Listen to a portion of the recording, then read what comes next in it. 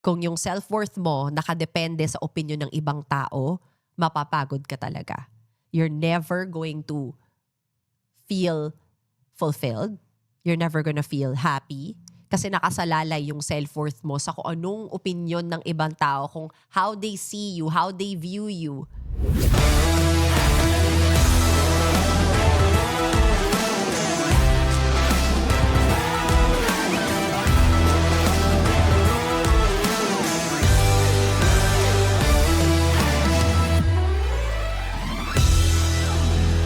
Breathe and bear it all. Hey guys, welcome to another episode of the Bear It All podcast. So ito na naman tayo, we are back with another solo episode. It's just you and me again today, and I'm going to continue our Q&A, our back and forth. Lahat ng mga guide questions ko dito ay itatanong ko rin sa inyo para may self-reflection naman kayo. Every time nanonood kayo ng episode, gusto ko meron kayong self-reflection. I want you guys to be able to answer these questions para ma-realize nyo rin sa sarili nyo if tama pa ba yung ginagawa nyo, tama pa ba yung mga desisyon na ginagawa nyo, tama pa ba yung mga taong pinipili ninyo. So I want you guys to be a part of this conversation. Kaya tara, mag-usap tayo. To our berries who are working abroad, I know life away from home isn't always easy. And whenever you decide to send money, syempre gusto mo yung simple, mabilis, at sulit. That's why I recommend TapTapSend. It has zero transfer fees for all mobile banks and e-wallets. So mas malaking portion ng pinaghirapan mo ang siguradong makakarating sa mga mahal mo sa buhay. If you're working in the US, Australia, Canada, UAE, UK, or Europe, download TapTapSend today and use my code TAPDANNY and get an extra $20 for your first Pada Love. Because no matter how far you are, it's always nice to have a simple way to stay connected with the people you love. Now, let's get back to the episode. Okay? All right. So for so much of our lives, we are taught to prove ourselves, prove that we are good enough, successful enough, and worth loving. But what if all that energy we have spent chasing validation could have been spent becoming the person we actually want to be? Because something changes when you stop trying to prove yourself. You start showing up differently. Your confidence feels quieter. Your peace feels deeper. And somehow, your glow becomes different. And not because life suddenly becomes perfect, but because your energy is no longer scattered trying to earn your worth. So today we are talking about why the greatest glow up isn't about proving yourself to the world. It's about improving yourself for you. Oh, gusto niyo ba yon? Ibang glow up naman ang topic natin today. O simulan na natin sa first question kasi mabigat to eh. Who are you trying to impress? Oh, nako, nag-iisip nga ako kanina. Sino ba tinatry ko i-impress? Ang sagot ko dyan is wala. Meron. Myself. I'm trying to impress myself because I feel like I am my worst critic. Like, I'm very hard on myself. I'm very lucky and blessed to be surrounded with family and friends who really support the heck out of me, who really tell me that, you're doing a good job, they always give me the validation and affirmation I need, even when I don't ask for it. It's just, hindi ako kulang sa ganon. I've got the best support system. But ako talaga, kalaban ko talaga yung sarili ko dyan. Parang feeling ko kapag hindi ako na-impress sa sarili ko, I didn't do a good job. But then I also realized, since I tend to self-sabotage, hindi talaga ako ma-impress sa sarili ko. Kasi sinasabotahe ko yung sarili ko eh. Lagi ko sinasabi na may igagaling ka pa, tama ba yung ginawa mo? Parang hindi masyadong maganda yon. Dapat ito yung atake mo. Yung parang it's just never good enough for me. It's good enough for everyone else, but it's never good enough for me. So, doon ko na nakita na ako talaga yung problema. Because pwede namang lahat ng tao sa paligid mo ibigay yung support na kailangan mo or yung validation na kailangan mo. Pero kung hindi mo yun mabigay sa sarili mo, then hindi mo pa rin mafe-feel that you did a good job. Hindi mo pa din ma-validate yung sarili mo or hindi ka at peace with yourself kasi ang gulo ng utak mo. 'Di ba? So, sayang naman din yung effort ng mga tao sa buhay mo, yung support system mo, if they always do the best that they can to make you feel, validated and try to affirm you. Pero pagdating sa sarili mo, sobrang negative mo naman sa sarili mo. Sobrang, you're too hard on yourself. You can't even tell yourself that you did a good job today. You can't even pat yourself in the back and say like, oh, kinaya mo tong araw na to. It was hard, pero kinaya mo tong araw na to. So that's really something that I practiced entering 2026. Because last year was, I feel like masyado kong sinagad yung sarili ko last year that I really have something to prove. Last year was trying to prove something to everyone. Because I feel na may kailangan akong patunayan. Because ang dami kong ang dami ng podcasts, ang dami ng wellness brands, ang dami kong competitors talaga sa industry na mga pinili ko. But I never really saw it as competition eh. It's more of like, how do I set myself apart from everyone else? It became for me, it became an issue within myself na how will I sustain the Bear It All? How will I sustain Wellness Whispers? Paano ako magkakaroon ng edge? Why will they choose me? Or why will they choose to listen to me for 45 minutes to 1 hour? And why not other podcasts? Or why will they choose Wellness Whispers? Ang dami-daming mas murang wellness brand dyan. Ba't kami?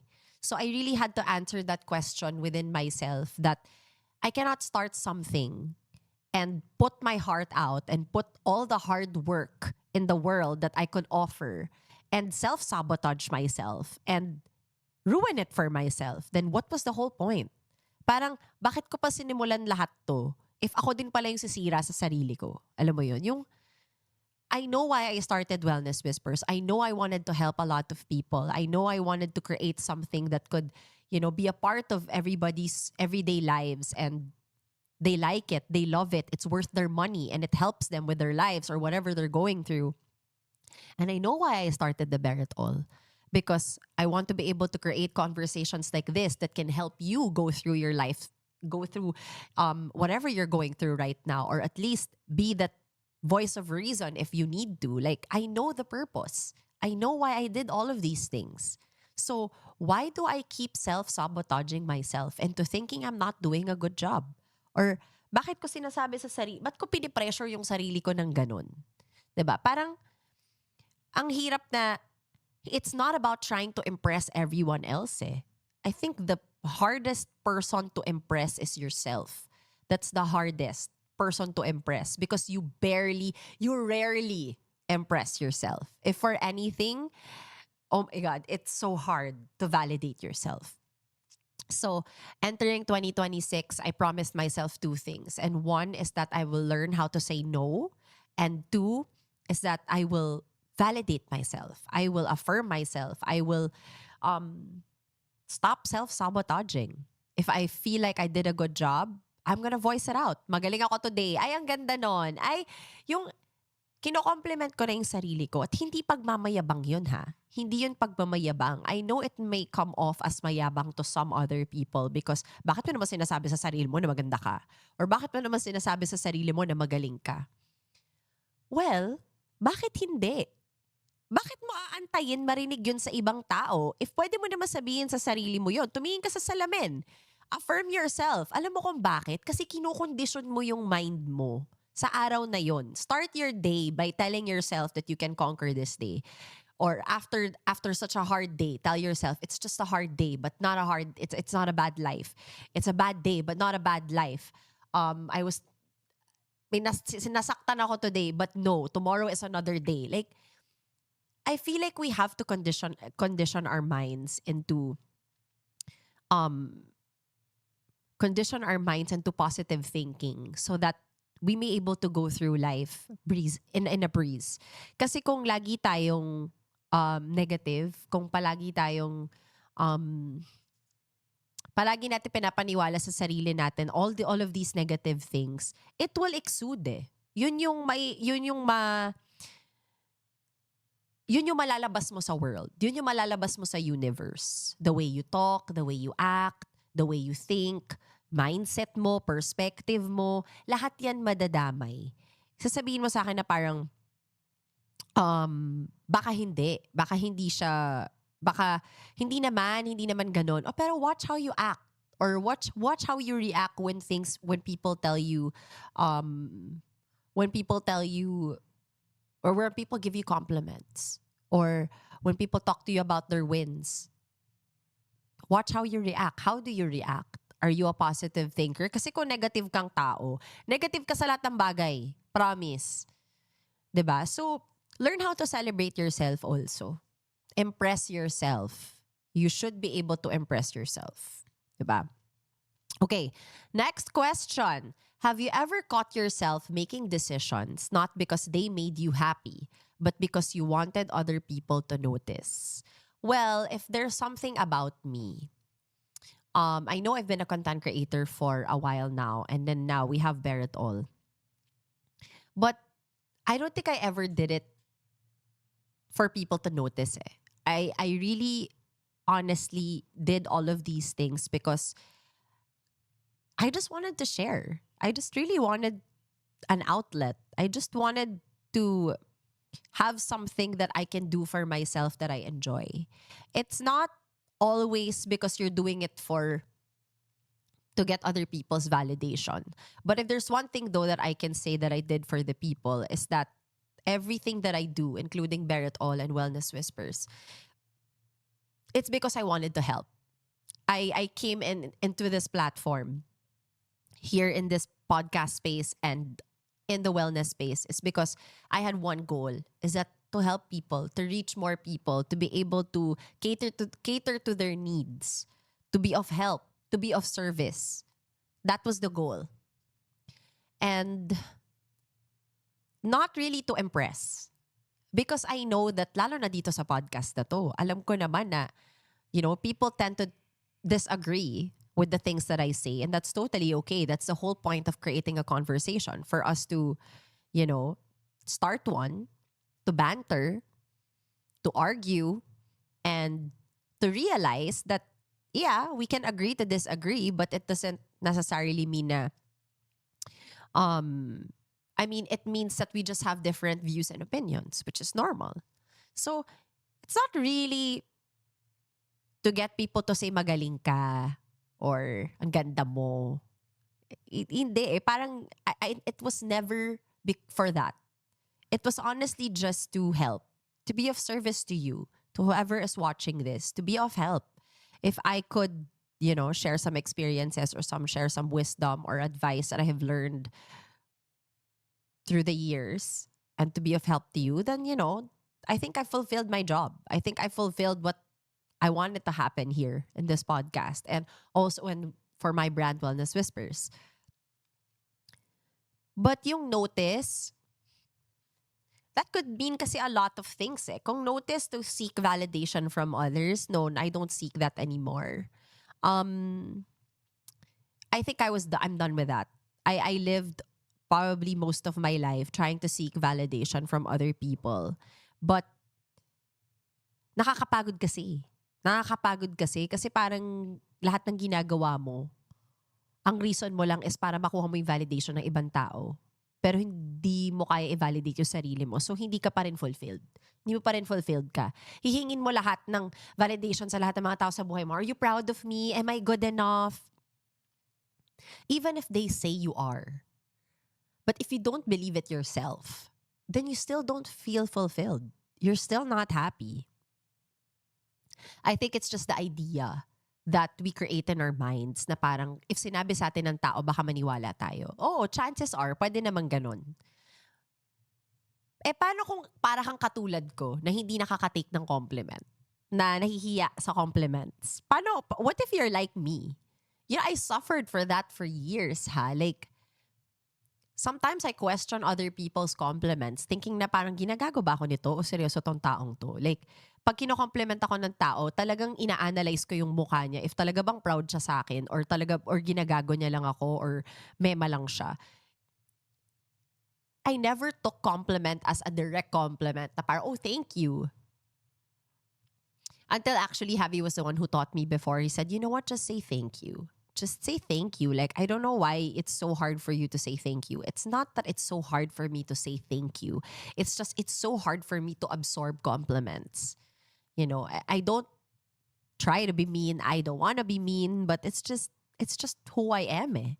But things are better now though. I'm not like that anymore, thankfully. I allow compliments is because naayos ko na sa sarili ko yung issue na yun.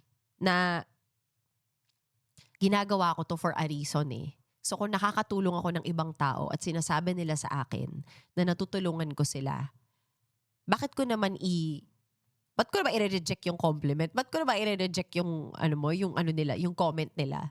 'Di ba? So, marunong na ako mag-thank you ngayon. Marunong na ako mag-thank you pagka kino-compliment na ako. Marunong na ako mag-accept ng compliments ngayon. At wina-validate ko na yung sarili ko ngayon. Definitely. Okay, next. Do you think social media has made us more focused on appearing successful than actually becoming successful? Oh, pasabog. Ulit ah. Do you think social media has made us more focused on appearing successful than actually becoming successful? Oh. Ako, I really cannot touch on so much here. I don't also know how others view social media. I don't wanna speak for others, so I will only speak for myself. Mine is I share my achievements because my social media platform is like my diary. And the people that are following me are the people that want to follow me, that want to see what's happening in my life, my family, my friends, and the fans that have been with me since my blogging area days. Yung iba dyan, alam ko bashers. Wala na akong pakialam sa kanila. But mostly, when I share my achievements online, that's my way of just sharing it. Like, it doesn't matter how many likes I get, shares I get, or comments I get. Hindi na nagmamatter sa akin ngayon yun. It's just me sharing it. Yun, kasi I believe that sometimes the stories that you're afraid to tell may be the very story that someone needs to hear. So, regarding if it's something bad happened in your life or something good, someone will celebrate you eh. Like, someone will celebrate with you and be excited with you. But mostly, I never really post with the intention na magkakaroon ako ng ganito kadaming likes, ganito ko kadaming followers.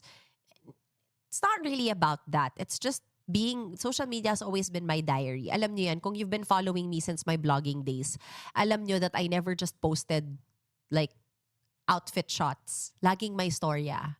Actually, lahat ng mga naka-follow sa akin, alam yan, na I always share the entire college experience that I had, na share ko yan, together with, even if it had nothing to do with the outfit, I would still talk about my day. I always use social media as an outlet, as a way to express myself, the things that I love, and so it's part of it. The wins and the losses and the ups and the downs, it's part of it. It's like a diary. It's a mixture of everything in your life. So, yeah. It was never for that. But I cannot speak for others. So, I'm not gonna touch on that. Kasi di ko naman alam ba't ginagawa ng ibang tao yun. Or what do they use social media for. But for me, yun siya sa akin. Okay, next. What's the difference between wanting to improve yourself and wanting to impress other people? Well, first of all, improving yourself comes from within. It's about making healthier, wiser, and yeah, it's really about becoming healthier and wiser, kinder, and happier because it matters to you. Hindi siya parang because galing siya sa ibang tao. You do all of these things for you. Para sa ikakaganda ng buhay mo. Ikakaganda ng future mo, ng journey mo, or ikababuti mo. Hindi dahil sinabi ng tao or sinabi ng ibang tao, ito dapat yung gawin mo, ito dapat yung suotin mo, ganito ka dapat magsalita, ganito dapat yung pag-iisip mo. Hindi. Like, improving yourself comes from within. Knowing your mistakes, taking accountability for your mistakes, learning from your mistakes, Pag nadadapa ka, picking yourself back up, ikaw yan eh. Lahat ng mga improvements na ginagawa mo sa sarili mo, dapat ginagawa mo talaga yan for you. So sometimes, wanting to impress others is driven by many things, but mostly it's external validation. So kung when you're trying to improve yourself to impress others, then that's external validation. That's not internal validation. So you're not doing it for yourself. You're doing it for others. Which, what's the whole point? Kung hindi naman makikinabang tong mga taong to, if you're just trying to impress these people because they're not impressed by you, paano sila nakinabang? You know, you have to do things that are beneficial for you. Yung ikabubuti ng buhay mo, ikabubuti mo. 'Di ba? At ikaganda ng buhay mo, hindi ikakaganda ng buhay ng ibang tao. But if it's something that concerns like your family, your relationships, and your friendships, then you have to take that into consideration. Na if there's some things that may mga pag-uugali ka or character ka or things that hindi maganda at naapektuhan na yung partner mo, yung mga anak mo, yung pamilya mo, yung kaibigan mo, or technically your relationship with others, then you also have to take into consideration that you have to improve not only for yourself but also for them. But kailangan mo muna gawin yan for you. Kasi hindi ka mag-improve.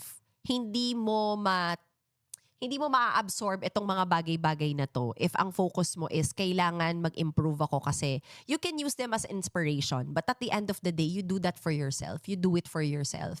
So you become wiser, healthier, and be kind to yourself. Always be kind to yourself. If you feel that the people around you, if napapagod ka sa mga tao sa paligid mo because you're so tired of trying to impress them, then that means you're not supposed to be in that circle. You're not supposed to be in that situation.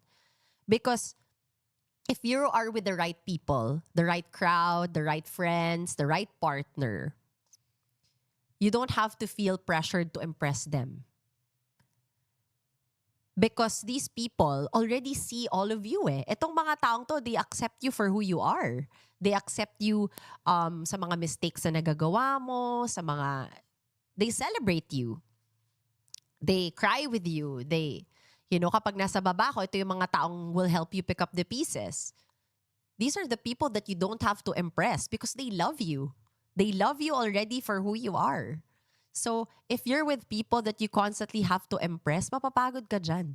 That's exhausting and draining because lahat ng gusto nila, gagawin mo in favor of them para magustuhan ka nila. Bakit mo naman gustong pahirapan yung sarili mo at gawin sa sarili mo yun if hindi naman ikaw yun? That's not who you are. That's not what you like. You don't do these things. You're not this kind of person. Just to fit in with a crowd that does all of these things. It's not really worth it. You find your people. Find your people because they are there. They're out in the world, probably trying to find you too. But you're very busy trying to fit in a group that's not for you and it's not good for you. So, find your tribe. Diba? Meron tayong episode na to with Paolo, na if naaalala nyo, with Paolo Benjamin of Ben and Ben. We said this, find your tribe. These people are the people that you don't have to impress because they love you for who you are. Mistakes and all, the good, the bad, the ugly. It's exhausting to have to impress so many people because let's face facts. Not everybody is gonna agree with you. Not everybody is gonna like your opinions.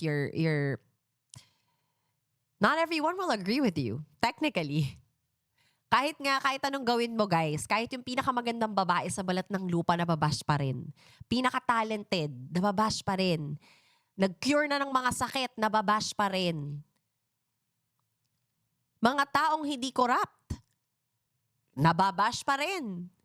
Diba? Like, you really cannot please everyone. So, mapapagod ka talaga if your goal is to keep impressing everyone because, oh my God, that's exhausting. Good luck to you if that's what you... Good luck if ganyan yung train of thought mo kasi I'm pretty sure miserable ka ngayon kasi sobrang miserable ang mga ganyang tao. And if you're this person, oh my gosh, I really hope you remove yourself from that situation, and I hope you learn how to walk away from rooms that, that you don't feel welcome. Madami pang pintuan. Di ka mauubusan, sis.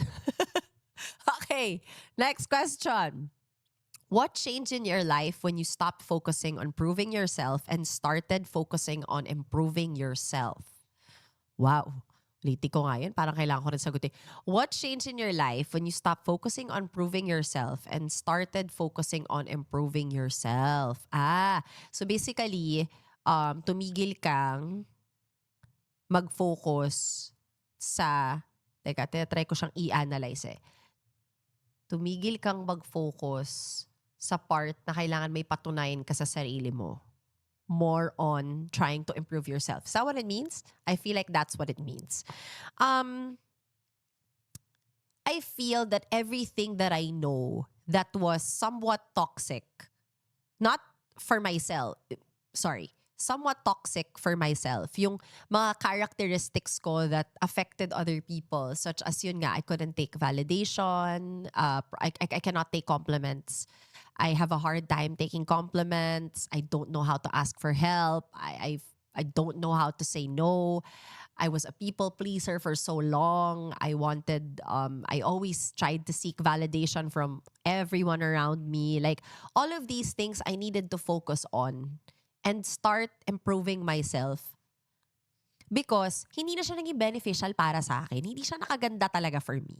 Hindi siya nakaganda sa growth ko. Hindi siya nakaganda sa relationships that I have built with people. Not only partners, but also with friendships, work, environment. It's like, these are the things that I had to first detect kung ano ba yung reason kung bakit ganito ako. I needed to find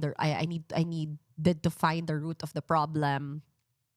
And I needed to focus head on within myself and the conscious decision to improve. Diba?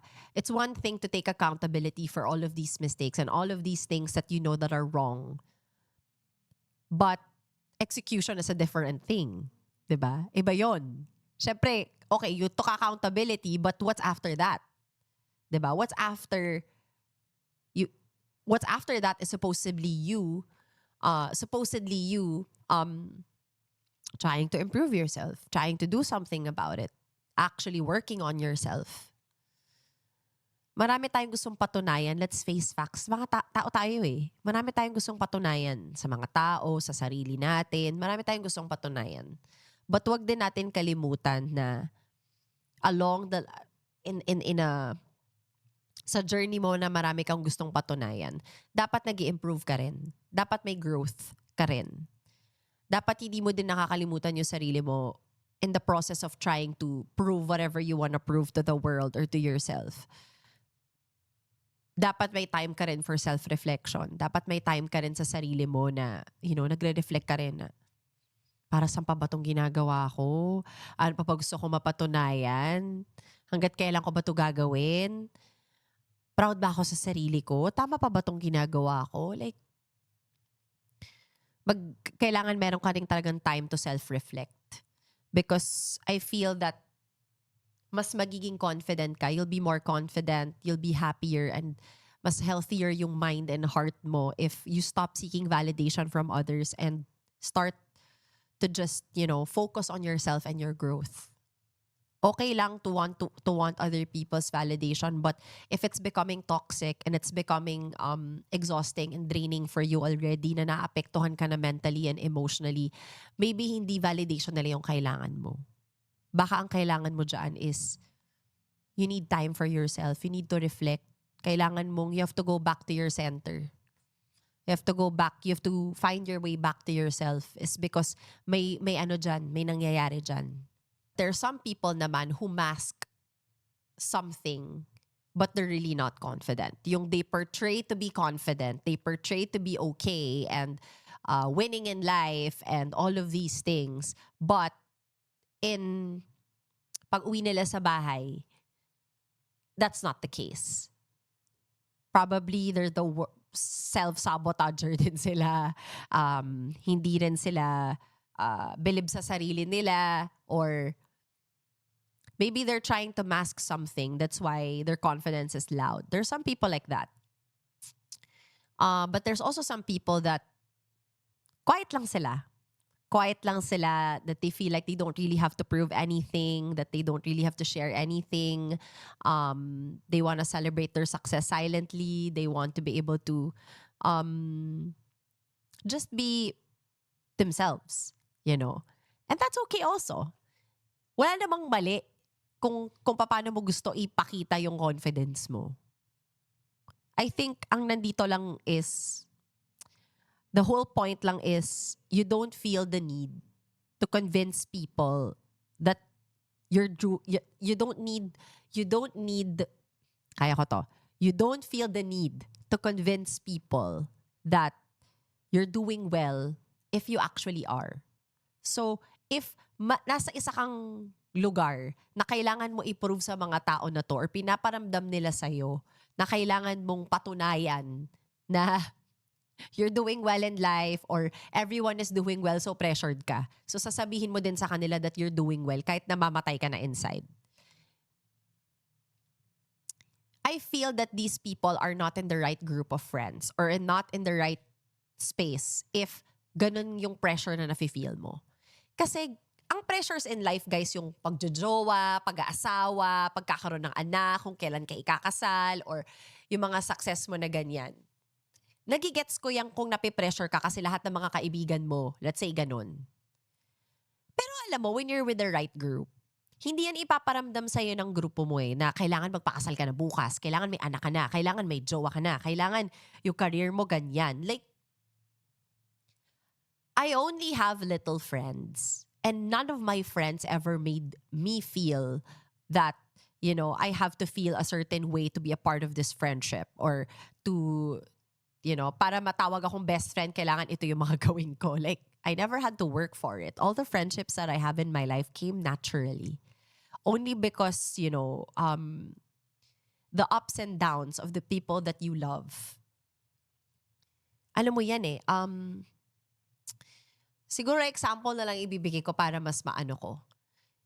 Syempre sa isang friend group, hindi naman kayo lahat okay. Hindi sa isang friend group, hindi naman lahat masaya lagi. Which is true. Minsan, yung mga mas successful, yung mga mas madami nangyayari sa buhay nila, yung pa yung mga pinakamalungkot. That happens. And even me, my first thought every time something is going on in my life is, well, one, when I call my friends, they already know. And I never, ever see a hint of judgment in my friends. Sa parang, tingnan mo, ganito yung buhay niyan, pero tingnan mo, lungkot-lungkot niyan. Like, never. My friends always just listen to me. My friends always just, you know, give me advice, or sometimes, hahayaan lang nila ako mag-rant, oh my God, the stuff that I do. But my friends don't really care. They're just there. Sasamahan lang nila ako. And I feel like that's why you can call these friends your safe space, because you feel safe. Hindi ko kailangan magpa-impress sa kanila. But kailangan ko ba laging sabihin sa kanila lahat ng wins ko sa buhay para ma-impress sila sa akin? At hindi rin naman nila kailangan sabihin sa akin yung mga bagay na yun para ma-impress ako sa kanila. Kasi mahal ko sila no matter what. I love them no matter what. No matter what they're going through in their lives, I'm gonna love them. And love them even harder during their hard days, because you're supposed to love your friends and the people in your life harder when things are bad, because they need that love the most. So, doesn't necessarily, you know, hindi siya dapat pinipili kung kailan mo i-accept o mamahalin ng isang tao. You just love them anyway, regardless. So, I feel like with this, it's subjective because not everybody feels this way na actually sa akin subjective and situational siya. Kasi kung nararamdaman mo tong mga to, it's normally from pressures of others. So kung hindi mo to nararamdaman, ibig sabihin you're in the right group. So hindi ko pwedeng sabihin, i-generalize ko to, sasabihin ko ito yung nangyayari. Hindi kasi like ako, I don't go through this. I don't go through this. Hindi ko to napagdadaanan, lalo na sa friend group na meron ako, because I have a very supportive friend group. So if you feel that, you have to constantly try to prove yourself to other people, then maybe you're not in the right friend group. That's the problem. You're not the problem. The problem, no, actually, yeah, you are the problem. Because, ano muna tayo dito tough love. You are the problem because you know that these people are making you feel this way. You're exhausted, you're tired, you're sad, and you know you're not in the right friend group, but you're still trying to impress these people. So yes, you are the problem. So if you're the problem, you're also the solution. So the solution is, wag mo nang kaibiganan yung mga friends na yan. Yun lang yun. On to the next. Move on. Trust me, yung mga ganyang klaseng kaibigan, hindi yan nakakalungkot i-let go. Nako, akala mo lang sad. Pero pag na-realize mo na parang, oh my God, tapos na ako magpanggap. Tapos na akong i-try to impress ng mga taong to. Nakakapagod kayo. Like, the weight that you're gonna feel, I tell you, it will feel lighter. Okay? Next. What point does proving yourself become exhausting? I think nasabi ko na to. Nasabi ko na to kanina. It becomes exhausting when your self-worth depends on other people's opinions. That's when it becomes exhausting. Kung yung self-worth mo nakadepende sa opinion ng ibang tao, mapapagod ka talaga. You're never going to feel fulfilled. You're never gonna feel happy. Kasi nakasalalay yung self-worth mo sa kung anong opinion ng ibang tao, kung how they see you, how they view you. Kahit may tama kang ginagawa sa buhay mo or you're doing something good, things are going good for your life. But if these people are so negative and doesn't see that or doesn't, never mo ma-validate yung sarili mo. Never mo maiisip na magaling ka kung ang goal mo is kailangan yung mga kaibigan ko proud sa akin. Meron ako ni-note dito, nilagay ko. When you realize you're living for applause instead of, it never feels enough because the goal keeps moving. That's when you realize you're living for applause instead of for yourself. Real freedom comes when you stop asking, how do I get people to approve of me? Oh. And instead of you asking that question, why don't you start asking, am I proud of the person I'm becoming? If you're not proud of the person you are becoming, then that's the problem. That's the problem. Reflect na kayo dyan, mga sis, kung yan ang nangyayari sa inyo. Okay, next na tayo dito. Last question na natin to. Okay, last question na ba to? Ito na lang. The glow that comes from within. We often hear people say that confidence is the best beauty secret. Do you think taking care of yourself physically also helps you show up more confidently? Ako, oo naman. Because that comes hand in hand. Huwag naman tayong magpanggap dito at sabihin natin na wala tayong pakialam with the way we look. Because, hello guys, syempre naman, you have to take care of yourself also, physically. But not for the beauty standards of others, but for yourself. Like, healthier habits, tawag dito, working out to be stronger, or, healthier habits lang. Or siguro making the right choice also for not also with your body, but also your skincare. Kasi ako, guys, tawag dito, I had 2 babies. Both of them are CS. So I really had a hard time bouncing back. Conscious effort talaga yung mag-workout, yung to try to lose weight. Talagang until this day, effort talaga siya sa akin. It's a battle that I still deal with on a daily basis. It's also choosing the right skincare, the right products for you. Because ako, dry ang skin ko. May skin asthma ako. So hindi ako nakakapag-trial and error ng mga bagay-bagay. I really have to constantly do my research with every single product that I use. And ever since I gave birth, nag-iba rin ang skin type ko. So, hindi lahat ng bagay pwede sa akin. So, bawat bagong product na lumabas dyan sa market, talagang nire-research ko muna yan, okay, pwede ba sa akin yung mga ingredients na to? Like, unlike others, they can just, trial and error. Ako, hindi ko pwede gawin yon. So, I really only use products that I know that is good for me, swak sa skin type ko, at wala akong irritation, and of course, nakakaganda. Let's face facts. But ba't ba tayo gumagastos ng ganong kalalaki sa mga skincare natin if wala naman siya magagawa sa mga balat natin? Napaka-waste of money naman yan. So self-care is a lot of things. Okay, let's talk about self-care here. Ito nilagay ko dito that ang confidence, hindi lang yan nangyayari sa isang malaking big moment ng buhay mo. It happens with everything that you do in your life. Mostly sa mga everyday routine mo. So that's your every workout. Siguro every successful, healthy, kunyari, sabi mo sa sarili mo, itong week na to, hindi ako kakain ng carbs. Hindi ako kakain ng junk. Ayun. So, kailangan ng confidence sa sarili mo doon, sis, para magawa mo yon. Kasi ako, ang willpower ko to stop eating my favorite junk food is, girl, kung nakakaapat ako na araw na hindi nagkikrave ng french fries, ng burger, or something, anything that's not good for me, proud na ako sa sarili ko noon. So, it's not really built on one thing. It's really confidence in everything you do in your life. Like, consider everything you do or every goal that you set for yourself as a win. So, let's say in a week, nakapag-workout ka 3 times a week, healthier habits, nagawa mo for 1 straight month, better mindset, a good night's sleep, which is so hard for everyone. Let's face facts, sobrang hirap magkaroon ng good night's sleep. Like, yung buong-buo na feeling mo pagising mo sa umaga, nakatulog ka na maayos, sobrang hirap nun. So, win na yon, one, if makakuha ka, diba? Because these things may seem small on their own. Hindi siya like a big gesture or a big event of your life. But it becomes a foundation of how you see yourself, how you take care of yourself. And for me, that's the kind of glow na no filter can create. That's a kind of glow that you can't get anywhere because that glow comes from within.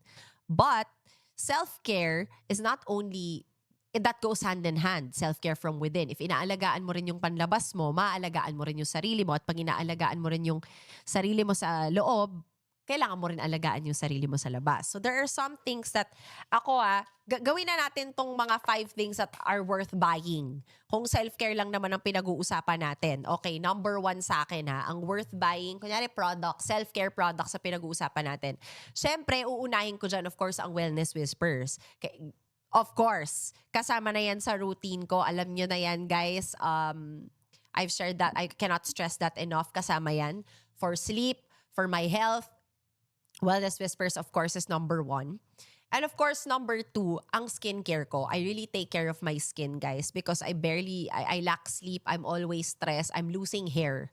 Shit. So, it's a conscious effort to take care of myself. But I've invested in skincare products that have worked for me for quite some time now. So I want to share them with you.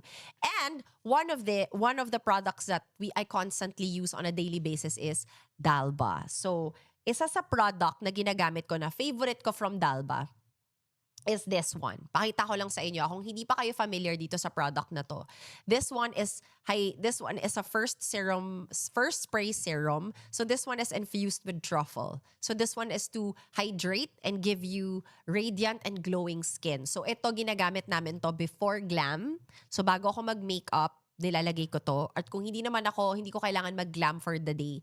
Pagkatapos ko gawin lahat ng skincare ko, ito yung parang finisher. Siya yung last step ng skincare ko kasi immediately makikita nyo talaga yung glow na binibigay niya sa skin mo. So, this one is my favorite from Dalba. You can bring this with you everywhere you go. Today, sa glam ko ngayon, nakatatlong spray kami. So, before the glam, mid-glam, and after glam. So, hindi nakaka-irritate ng balat to. There's one thing that I like. One thing that I love most about Dalba is I've tried a few brands in the past. Kung hindi ako nag-rashes, grabe yung redness sa face ko. So, konti lang talaga yung nag-work for me. But this one is one of my favorites. So, this one is a double layer serum enriched with white truffles from Italy. Ayan. Try nyo yan, guys. Available yan sa e-commerce platforms. If you're looking for something to incorporate in your skincare, I highly, highly recommend this. If you want radiant, glowing, and hydrated skin, try this out. You'll thank me later. Okay, so speaking of this one, if you guys wanna try it at napanood nyo to, go use my discount code DALBA DF14. You can use that sa Shopee. for 20% off. So kung gusto niyo ng 20% off para dito, ulitin ko lang, meron akong discount code for you guys. So that's DALBA DF14. You can use that for Shopee. Ayan. So marami pa silang products, guys. Ang dami pa nilang products to choose from. They have a full skincare line now. They have serums. They have, actually, nandito sila lahat. Meron na silang toner, may serum na sila.